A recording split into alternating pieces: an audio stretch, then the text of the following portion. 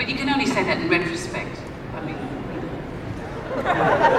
Peter, speaking of saving things from the Lord of the Rings, one of the things that people may not know is that you've got these huge warehouses in Wellington with all the old Well, they know now, don't they? All right. Our secret warehouses, yes. That's right. Yeah, it was just one of the greatest experiences of my life was to walk through. Yeah. The Misty Mountains. Yes, Misty Mountains. Go to Minas Tirith, the standard front tower over Minas Tirith or Rivendell, or to actually take a quick look, to really take a look at what you had in the Grey Havens. Because in the movie, you don't get to see any of the mountains. No. The Grey Havens is beautiful miniatures, as you say. It was never really seen. So. Yeah, it's incredible. Beautiful, yeah. Well, we've got it all, we've kept it all, and so, we've kept it all for a reason. I want to try to let people see it one day, so more than just you. I mean, it was nice having you there, Stephen, but it'd be nice to have these folk there as well. One thing that you don't see in the movie, I don't know whether you took it out digitally, but when I went and looked at Grond, when you have Grond, it's like a 12-foot long version of Grond there, the warhammer that knocks down the gates of Minas Tirith, is that it's a wolf. A ravening wolf with fire coming out of its mouth, but the prop itself has a penis. The wolf that you made. It's a penis, and it's very sharp. It's kind of a terrifying image. How do you know the wolf's penis is sharp? Did you touch it? I'm a super fan. I mean, I never actually realised it until you pointed it out. It wasn't removed. I mean, no one ever asked us to remove it in the film. Did you remove it? No. Must be there somewhere. It's there. Yeah. Stephen, it's because of people like you running around and touching wolves' penises that Comic-Con is a scary place to be.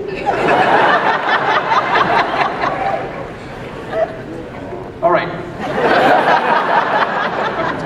You ready to do some fan questions? Yeah. Everybody out there? We've got microphones in, let's see, where are they? Right over here, where the light is. And the young woman wearing the armor of buttons.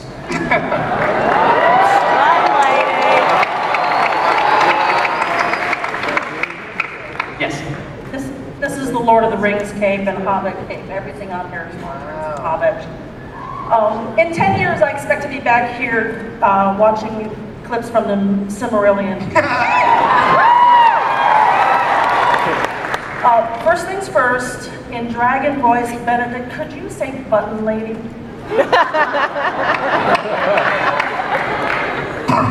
Lady.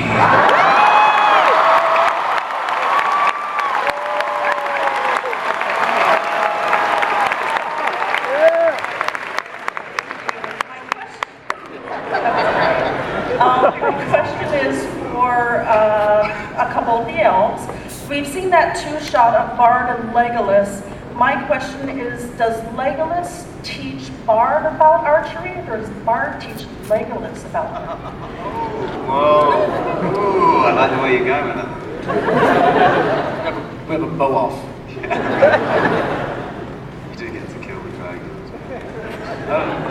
Do you want the sensible answer or do you want the silly answer?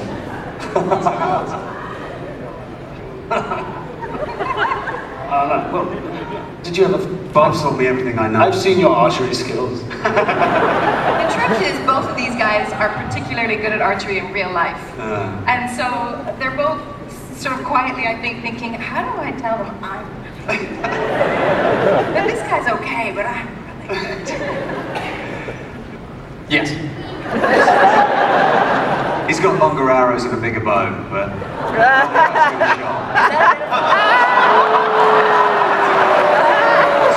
Oh, my arrows are sharp.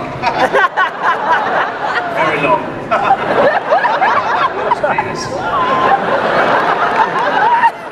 Yeah, Mike, your question. This just went a whole different direction. To Mr. Jackson, to everyone involved in these, thank you very much for bringing these super epic.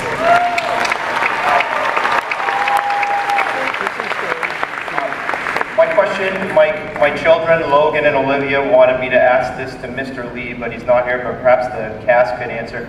Who do you think is more evil, Saruman or Mr. Wonka from the Willy Wonka movies? It's not evil evil. Willy Wonka is a master. Mr. Wonka, the gentleman who kept his son in that sorry. races and let him leave the house at age 10 and...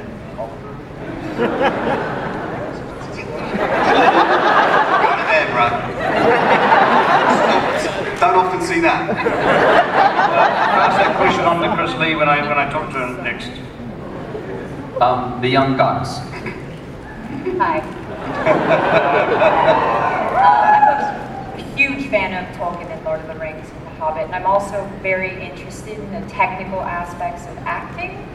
So I was wondering to all the actors on the panel if you had any specific technical techniques that you used in order to get the character, especially considering that sometimes you don't actually have an actor to play off of.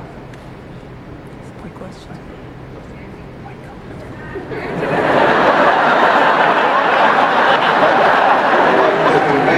Andy Serkis has been voted the answer of that question. Well, you know, the fact of the matter is that although there's technology involved in the way of creating characters, I can only speak from my point of view, of characters like Gollum, really what it is exactly the same. All you need is the eyes of another actor to look into, and that's it. You know, people attach this whole kind of mystery to performance capture. Really, the magic is having brilliant actors together in a room or on a set or in an environment and being able to play off each other and not let the technology become a part of it. That really is the key. So it's about, you know, embodying the character as you would in a very normal way, despite the fact that you're only wearing a spandex suit. You know, any of that stuff is just about applying, you know, losing the ability to lose yourself in a world, to lose yourself in a character, to bury yourself in a part so deep that you believe that you're that person or whatever. I mean, the technical aspects are challenging in movies like this. There's no question, but I don't think anybody on this stage really would let that get in the way of what it's really about. And I think that's the key. Well, it's like layers of imagination. You've got Tolkien's imagination, and then our imagination comes in, and then CGI comes on top of that. And it's like all of these kind of beautiful collaborations. We don't want to talk to each other, but if everyone's imagination is kind of alive, I think the movie gets cool. Yeah. I think it also must be said that when you were talking about working to a tennis ball or green screen, certainly in the first movies I had no idea how to play an elf. And unlike any director I think I've ever worked with, Peter and also Philippa and Fran, before every scene, would absolutely, as if this was a piece of naturalism, describe what had happened before. They'd show you pictures, drawings, things, plates they'd already shot of what you were looking at, the atmosphere that you were in. So even though there were fans going and wind blowing and people covered in dots and half prosthetics, you were completely invited into the given circumstances of the world, as if you know you were doing Chekhov, kind of, with prosthetic ears. Yes. Hello. This question's to Lee, Andy, Benedict, and maybe the rest of the cast. If you had to take the characters that you played to attend Comic-Con, where would you take them and why? Whole age. I don't think I'd fit in anywhere else.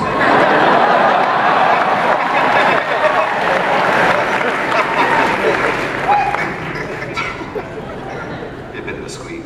I don't know, I'd ride my elk right up that aisle right there.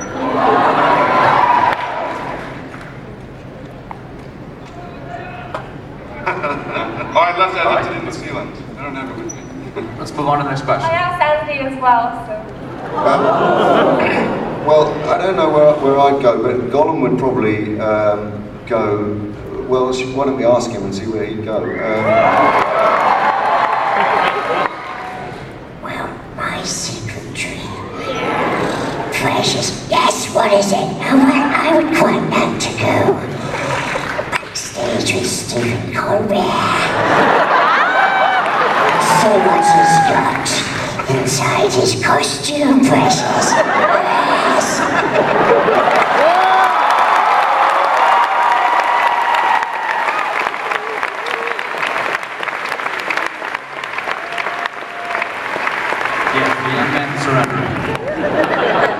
I'm a Navy SEAL with over 300 confirmed kills. I have an actual question. When you guys were working like on The Hobbit, like all three of them, were you, I mean it's both, but were you guys thinking of doing this more as its own film or as a prequel to Lord of the Rings? What? It's interesting because we did make the decision to use the appendices and from the Lord of the Rings, so we knew it was going to be set against that backdrop. So it did shift it, of course, from the children's novel, which it clearly was written to be by Professor Tolkien. But what's cool about that is we do get to go places that you know about in the novel, but happen. You know, Gandalf leaves the company. We get to follow him.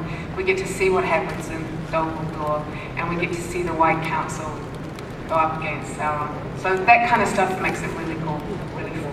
Yeah, it's you know, when Tolkien wrote The Hobbit in 1937, it was just written as a book that he wrote in, you know, in the absence of any other Middle Earth material at that stage. But of course, the Hobbit movie is different because the Hobbit movie is coming out after the Lord of the Rings film. So we come at it from a different direction than Tolkien did. He sort of worked his way up, and we're kind of working our way down the other direction, really, to sort of to blend them. But I mean, I've always wanted to just make them work as a 6-film set. That's what I mean. The goal going in at the beginning was to try to get the Hobbit and to be the tonally, to be going into Fellowship, which then ultimately ends with Return of the King. So I've been always just thinking of the 6-film sort of, you know, box DVD set, except by the time it's finished, there probably won't be any DVDs anymore, but never mind. It was a shame, but the 6-film downloads does not. What's cool about it though is you do get some people are going to watch this from the beginning. They'll have never seen it. They get to start with The Hobbit and go all the way through. And you mentioned Galadriel's relationship with Gandalf. So when you get to Fellowship and Legolas says he fell, and your reaction to that is going to have a whole new meaning, I think, now once you see what they go through with Dol Guldur. Yeah, there's a generation. We meet a lot of people that have got young kids who they're taking them to the Hobbit films. They've never seen the Rings films, and they're going to see the 3rd Hobbit movie, and then they're going to show them the Rings movie. So there's a generation now that is going to be the way that they're going to think these films. I think we have time for one more question.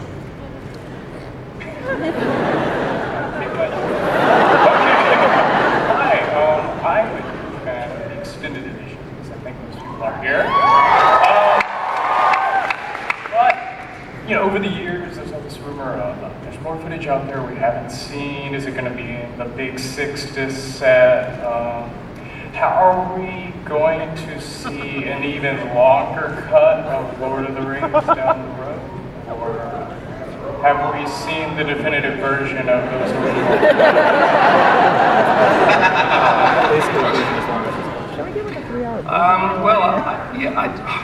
I mean, there is a few scenes that haven't been seen from The Lord of the Rings, but not many. Very, very few. What were those scenes? I'll tell you one day. Don't worry. I'll just keep. It's I mean, there was a Arwen and Aragorn scene, wasn't it, when they were younger and when they first met. Vigo looked like he was 12 years old without the help of computers. It was quite amazing. But no, there is a few scenes, but I don't know. We might try to put them back in. I mean, it's not without its issues, because The Lord of the Rings was 7 million feet of 35mm film, which is sitting in a mountain in Arizona somewhere, I think, at the moment. Seriously, I think that's where Warner Brothers have some vault somewhere, a nuclear-proof vault somewhere where all the negative, like the 7 million feet of our film is sitting in, which we'd have to go and retrieve it. So it's a big logistical thing, which I don't think anyone's quite got their heads around. But if there's enough interest from people,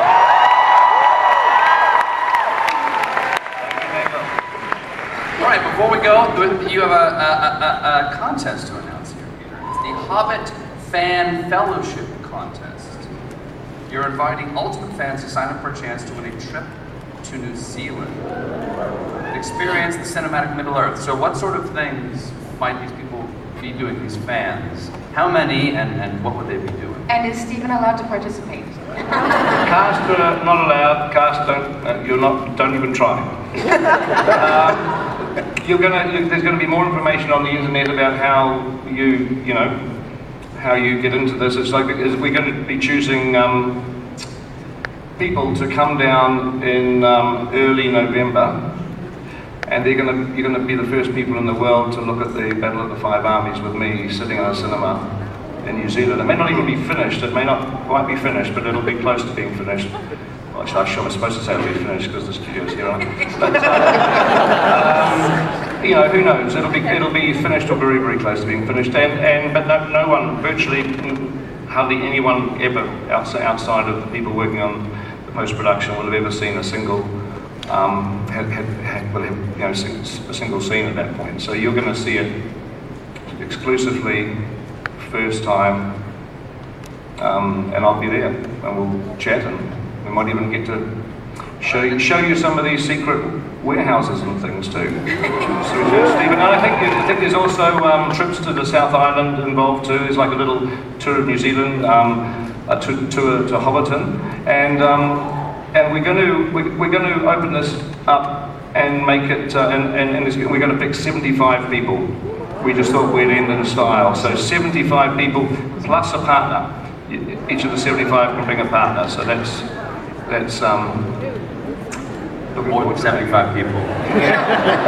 Look for details on the Facebook page or at thehobbitfancontest.com. And we'd like to thank Air New Zealand, the official airline of Middle-earth, and Tourism New Zealand for their support to make this contest happen. And, Peter, do you want to announce this? There's right now, right? Yeah, well, we've already selected our first two people to come down. We've had the Lake Town Spy Network has gone out and been talking to fans to find, fans that we think would be appreciative of coming down. And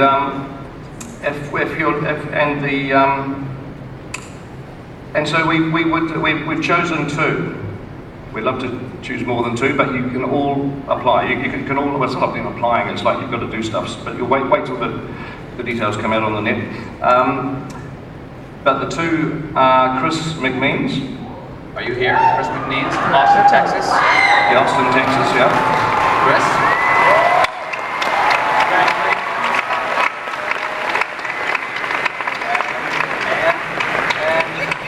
Morgan Bergener. Morgan Bergener of San Diego, are you here? Morgan. If you are, can you make your way to the microphone? Can you make your way to the question mic at the end of the presentation, and a Warner's representative will meet you. But seriously, that's only 2 out of 75, so there's still 73 places to go, and we will hopefully see some of you down in New Zealand in November for this secret screening.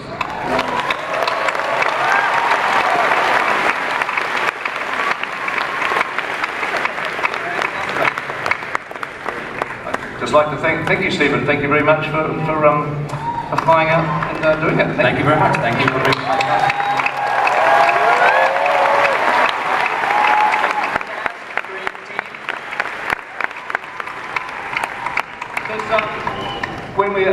Does anyone want to see the teaser trailer again? Let's run the teaser one more time, please. One more time with the teaser.